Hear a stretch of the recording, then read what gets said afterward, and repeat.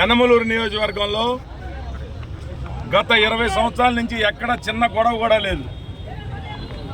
ఈ జోగి రమేష్ అనే వ్యక్తి మైలవరం రౌడీల్ని పెడన్ వాళ్ళని ఇక్కడికి తీసుకొచ్చి రౌడీయిజం, గోండాయిజం, తెలుగుదేశం పార్టీ కార్యకర్త తలపగల కొట్టారు. ఈ రోజున ఇక్కడ వన్ సైడ్ ఓటింగ్ జరుగుతూ ఉంది. పోరింగ్లో సుమారుగా 10-12 వేల మెజార్టీ వచ్చే అవకాశం ఉంది.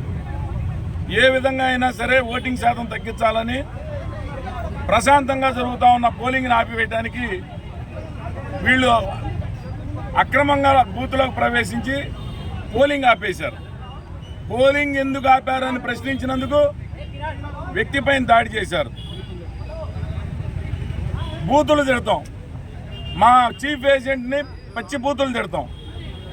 ఇక్కడ వచ్చిన వాళ్ళందరికీ కూడా పోలింగ్ ఇన్ఫర్మేషన్ ఇస్తూ ఉంటే ఇక్కడికి వచ్చి ఎదురుగా బూతులు తిడతాం.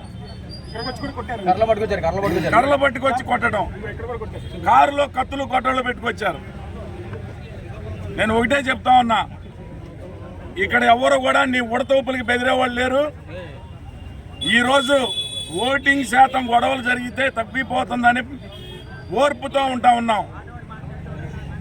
పోలింగ్ ముగిసిన తర్వాత జోగి రమేష్ నీకు వడ్డీతో సహా చెల్లిస్తా, ఏంటో నీ కొడుకు ఏంటో పిల్ల బచ్చాగాడు రెచ్చిపోతా ఉన్నాడు. ఉంటే ఏదైనా ఉంటే మైలవరంలో చూసుకో. ఇక్కడికి వచ్చి పిల్ల పూగేసాలు వేస్తే పెనమలూరు తెలుగుదేశం పార్టీ కార్యకర్తలు చూస్తా కూర్చోరు. తరిమి బోర్డర్ దాటిస్తారు. హెచ్చరిస్తా ఉన్నాం, నీకు భారీ ఓటమి తప్పదని పిచ్చి నగరాలు వేస్తా ఉన్నావు. నీకు తగిన మూల్యం చెల్లించుకుంటావు.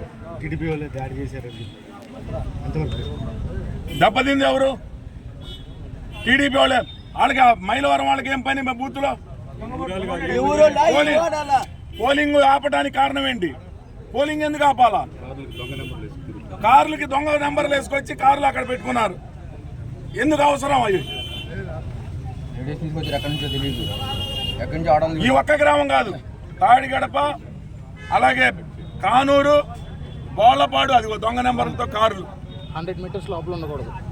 అక్కడ స్కూల్ దగ్గర ఆపేసి పేపర్లతో స్టిక్కర్లు అంటించుకొని నెంబర్లు వేసుకొచ్చి చూస్తా.